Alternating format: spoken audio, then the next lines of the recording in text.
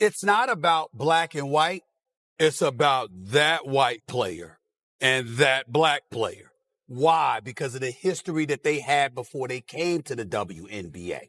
You see, it was all instigated. If Angel Reese was never in Caitlin Clark's face, taunting her the way that she did when mimicking what Caitlin Clark was doing to numerous opponents en route to the Final Four. And then Angel Reese and LSU bust their living, you know what, at that particular moment in time. And Angel Reese was in her face chirping at her the way that she did. It would have never gotten to this point. What was meant to be a conversation about basketball quickly spiraled into a national debate over race, rivalry, resentment, and harsh realities. The game itself faded into the background as emotions and narratives took center stage. And when the controversy reached its peak, Stephen A. Smith didn't respond quietly. He exploded onto the scene, turning up the volume and forcing everyone to pay attention.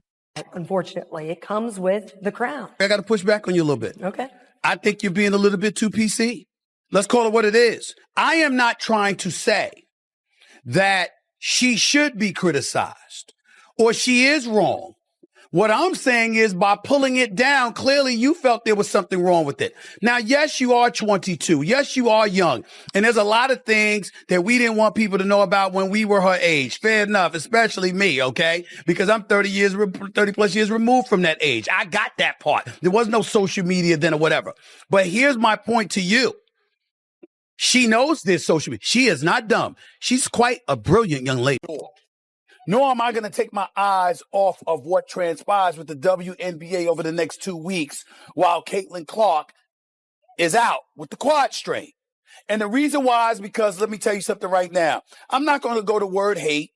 I'm not going to be out there like RG3 was saying that Angel Reese hates Caitlin Clark or other players hate Caitlin Clark. But I will say this. I don't think it's specific about Caitlin Clark. I think it's what Caitlin Clark represents. The Angel Reese Caitlin Clark rivalry didn't begin in the WNBA. It started in 2023 during the NCAA championship game, when Reese mirrored Clark's own taunts after LSU defeated Iowa. The moment instantly went viral, sparking intense debate. Some saw confidence, others saw disrespect. But regardless of where people stood, one thing was undeniable. The narrative was born, and it never let go. Was a basketball play. You understand? It was the heat of the moment. I got it. The fact that the sky was getting romped by 35 certainly didn't help matters. I get all of that too. Okay. But the reality of the situation is clear. I think it was a basketball play. I don't think it's much to do about anything. I think both of you are 100% correct in terms of not only attributing it to competition, but loving the fact that they're being allowed to compete. We should not judge. Fast forward to the WNBA. Caitlin Clark enters the league as the #1 overall pick, while Angel Reese follows at number 8. Almost instantly, Clark becomes a ratings magnet, breaking attendance records, boosting TV viewership, and pulling unprecedented media attention to the league. Clark, one of the footages they show was Angel Reese getting up and clapping and stuff like that. They keep their eyes on stuff like this. Here's where I'm going where the rivalry kicks in.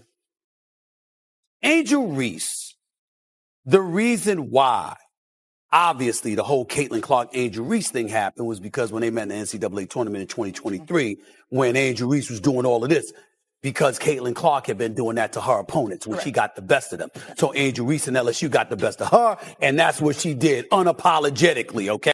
During a heated matchup, the physical play intensified and emotions boiled over. Reese reacted in the moment, and social media exploded almost instantly. Some voices online framed the incident through the lens of race, while others saw it as nothing more than raw, competitive basketball. She balled at Iowa in college. She's balled since she's been in the NBA. She came into the league last year with no break whatsoever between the college game and the pro game and did her thing. Ended up as an all-star, ended up being 4th in the league in MVP voting, was the clear winner for Rookie of the Year. No competition whatsoever in that regard when it was really all said and done. We know what she brings to the table. Stephen A. Smith did not accuse Angel Reese of hatred, Nor did he deny that racism exists in sports. What he did do was challenge the timing, the framing, and the question of accountability, forcing a harder conversation that many weren't ready to have. Jackie Robinson of the WNBA will be Caitlin Clark if she stays healthy. There's a group of them that would hope for her to be out. But why do you say she's going to be the Jackie Robinson of the WNBA? Well, it's not like she's the first white girl. She's not the first white girl, but she's the first white superstar at the levels where she's scoring these, the threes she's shooting. She's like a Steph Curry. She's the first actual superstar that people care.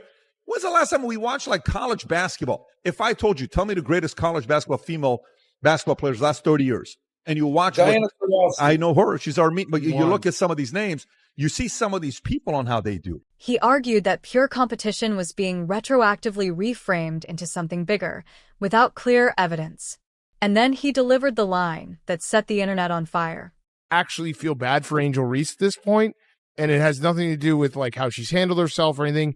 It's just simply Caitlin Clark is so much better than Angel Reese at basketball that it doesn't feel fair. Yeah, I think Angel Reese is struggling with the fact that Caitlin Clark is better at her best thing than she is. Well, she's better at everything. And she had a triple-double. She's tied for the third most triple-doubles in WNBA history, and she's played 50 games. Yeah.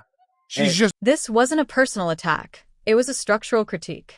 Stephen argued that Clark's success exposed uncomfortable truths: who gets attention, who benefits from marketability, and how resentment can quietly grow when the spotlight shifts. He reminded viewers that Clark finished top 4 in MVP voting as a rookie, became an all-star, and delivered results, not narratives. Can you just call a spade a spade? Racism has been impacting the WNBA well before this year. This is not a new thing. Sure. This is, and in that way, I do think Caitlin's being used as a pawn. Mm-hmm. Caitlin didn't bring racism to the WNBA. This has been happening. And that, I think, is what's been such a shock for all of us, that other people are surprised by this. Mm-hmm. We've been trying to tell you. And once again, for so long, as a player, I would almost joke. I'd be like, I would have loved to have shut up and dribble. Social media did what it does best. It amplified the extremes. Some accused Stephen A. of minimizing racism, while others accused Angel Reese of weaponizing identity. But nuance doesn't trend. Conflict does. And in the chaos, context was lost. And clearly taking much heat, because I believe a lot of people are using this situation as a cover for their innate vitriol and maybe their innate kind of racism or racial tension or racial misunderstanding. And now that they have been given a reason, at least the reason that they're going to try to take, which is Angel Reese reacting to Caitlin Clark's foul, now this is their opportunity to say what they always wanted to say, but they needed a mask put on to cover up the innate whether it's racism or the innate prejudice or just the innate hate that they have for Angel Reese and the way in which she carries herself. That's my issue with all of this. Clark never escalated, never accused, never attacked.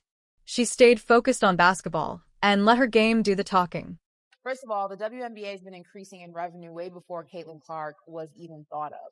Also, there have been a lot of women in this industry and in the WNBA specifically who have been fighting and advocating for changes in the league way before Caitlin Clark even stepped foot in it. Yes, jealousy is a natural reaction and it's a natural emotion and it exists whether people want to own up to it or not.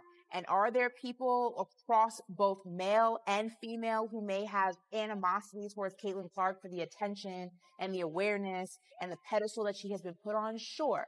To lump all women together just further perpetuates this narrative that women are unable to be happy for other women. And as a woman, I find that insulting because the WNBA is growing fast, but growth always brings tension. New stars don't erase old ones. They expand the pie. And now, the question is no longer just about Angel Reese or Caitlin Clark. It's about whether the league can unify around success or fracture because of it. And when your head coach came out with a statement today saying she announces all the racism that some people have felt in this league, players, trolls online, all those things, as one of the biggest stars in this league, what are your thoughts on the things not only your teammates have to endure, but just the entire league? And obviously, you've spoken on this before, but just now your coach and your GM are talking about it as well.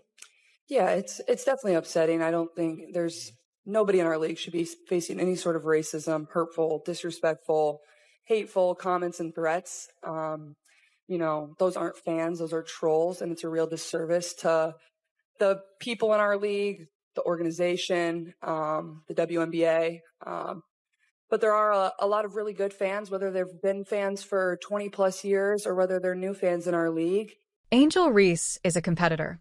Caitlin Clark is a phenomenon. Stephen A. Smith is a provocateur, but not a liar. This wasn't a takedown. It was a reality check. And the future of the WNBA may very well depend on how honestly that reality is confronted.